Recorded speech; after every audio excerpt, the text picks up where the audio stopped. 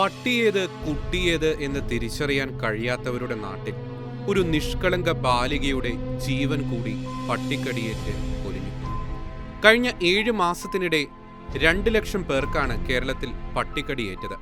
അതിൽ 21 പേർ മരിച്ചു. എന്താണ് നമ്മുടെ ഭരണകൂടത്തിന് സംഭവിച്ചത്? ഇത്രയും നിരുത്തരവാദിത്തപരമായ ഒരു ഗവൺമെന്റിനെ കേരളത്തിലല്ലാതെ വേറെ എവിടെയാണ് കാണാൻ കഴിയുക? ജനത്തെ ബാധിക്കുന്ന കാര്യങ്ങളിൽ ഗവൺമെന്റിന് ഒരു ശ്രദ്ധയുമില്ല. ആകെ ശ്രദ്ധയുള്ളത് പാർട്ടി നേതാക്കളെ ബാധിക്കുന്ന വിഷയങ്ങളിൽ മാത്രം. ജനങ്ങളെ ബാധിക്കുന്ന എല്ലാ വിഷയങ്ങളിലും അതിന്റെ മൂർധന്യത്തിൽ എത്തുന്നതുവരെ സർക്കാർ അനങ്ങുന്നില്ല.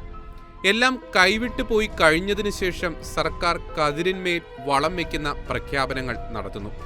1000 കുറ്റവാളികൾ രക്ഷപ്പെട്ടാലും ഒരു നിരപരാധി പോലും ശിക്ഷിക്കപ്പെടരുത് എന്ന ആപ്തവാക്യത്തെ 1000 മനുഷ്യർ കൊല്ലപ്പെട്ടാലും ഒരു പട്ടിയെപ്പോലും തുടരുത് എന്ന തരത്തിൽ വ്യാഖ്യാനിക്കേണ്ട അവസ്ഥ വന്നു ചേർന്നിരിക്കുന്നു. അത്തരത്തിൽ മൃഗസംരക്ഷണ മന്ത്രിമാർ ഉണ്ടാക്കിയ നിയമങ്ങളിൽപ്പെട്ട് ജനം ശരിക്കും അന്ത്യശ്വാസം വലിക്കുന്ന അവസ്ഥയിലാണ്. തെരുവ് പട്ടിയെക്കുറിച്ച് സംസാരിക്കുമ്പോൾ ABC എന്നീ ആൽഫബറ്റുകൾ മാത്രമേ പറയാൻ പാടുള്ളൂ പോലും. അതിനപ്പുറം പറഞ്ഞാൽ നിയമക്കുരുക്കിലാകും. ABC പ്രോഗ്രാം എന്ന് പറഞ്ഞാൽ പെൺപട്ടിയെ തെരഞ്ഞുപിടിച്ച് വലയിലാക്കി പിന്നെ കൂട്ടിലാക്കി വന്ധീകരിച്ച് തിരിച്ച് എവിടെ നിന്നാണോ പിടിച്ചു കൊണ്ടുപോയത് അവിടെ സുരക്ഷിതമായി കൊണ്ടുവിടുന്ന ഒരു കലാപരിപാടി. പണി ഇത്രയും എളുപ്പമായതുകൊണ്ട് കള്ളപ്പണിയാണ് കൂടുതലും നടക്കുന്നത്. അതുകൊണ്ട് തന്നെയാണ് പട്ടി കനേഷുമാരിയിൽ പട്ടികളുടെ എണ്ണം പല മടങ്ങായി വർദ്ധിച്ചതും. പട്ടികളെയാണെങ്കിൽ അതിന്റെ ആവാസ വ്യവസ്ഥയിലേക്ക് മടക്കി വിടണമെന്ന ബോധം ഗവൺമെന്റിനും നിയമത്തിനുമുണ്ട്.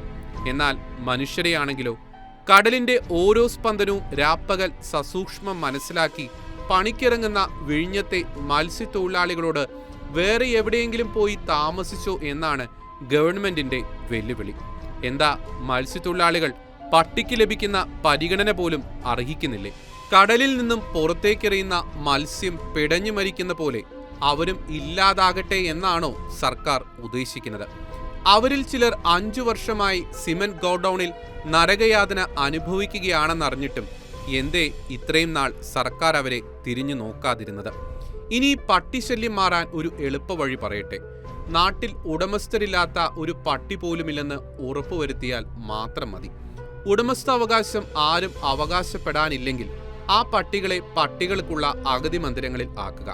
പട്ടികളോട് അതിയായ സ്നേഹമുള്ളവരെ, പട്ടികൾക്ക് വേണ്ടി ശബ്ദമുയർത്തുന്നവരെ അവിടെ വോളണ്ടിയർ സേവനത്തിനായി നിയോഗിക്കുക. പട്ടികൾ മനുഷ്യരെക്കാൾ പരിഗണന വേണ്ട ജീവികൾ ആയതിനാൽ പട്ടികളുടെ പരിപാലനത്തിന് ഖജനാവിൽ നിന്ന് കുറച്ചു പണവും സർക്കാർ മാറ്റിവെക്കട്ടെ. വേണമെങ്കിൽ വന്ധീകരണത്തെക്കുറിച്ചും ചിന്തിക്കാം. അങ്ങനെ ചെയ്താൽ 10 വർഷം കൊണ്ട് തനിയെ ഇല്ലാതാകും. അപ്പോഴും നാട്ടിൽ വരുന്ന അതിഥി പട്ടികളെ എന്തു ചെയ്യും? പറഞ്ഞതൊന്നും ശാസ്ത്രീയമായ കാര്യങ്ങൾ അല്ലായിരിക്കാം. മാനുഷികമായ വേദനയിൽ നിന്നും പറഞ്ഞു പോയതാണ്. എങ്കിലും സർക്കാരിനെ വീണ്ടും ഓർമ്മിപ്പിക്കുകയാണ്. പട്ടിക്കടി ഏൽക്കുന്നവരുടെയും വാക്സിൻ എടുത്തിട്ടും മരണപ്പെടുന്ന കുടുംബങ്ങളുടെയും വേദന സർക്കാർ ഇനിയെങ്കിലും തിരിച്ചറിഞ്ഞിരുന്നുവെങ്കിൽ, അങ്ങനെയെങ്കിലും ഇവിടെ ഒരു സർക്കാർ ഉണ്ട് എന്ന് ജനം മനസ്സിലാക്കട്ടെ.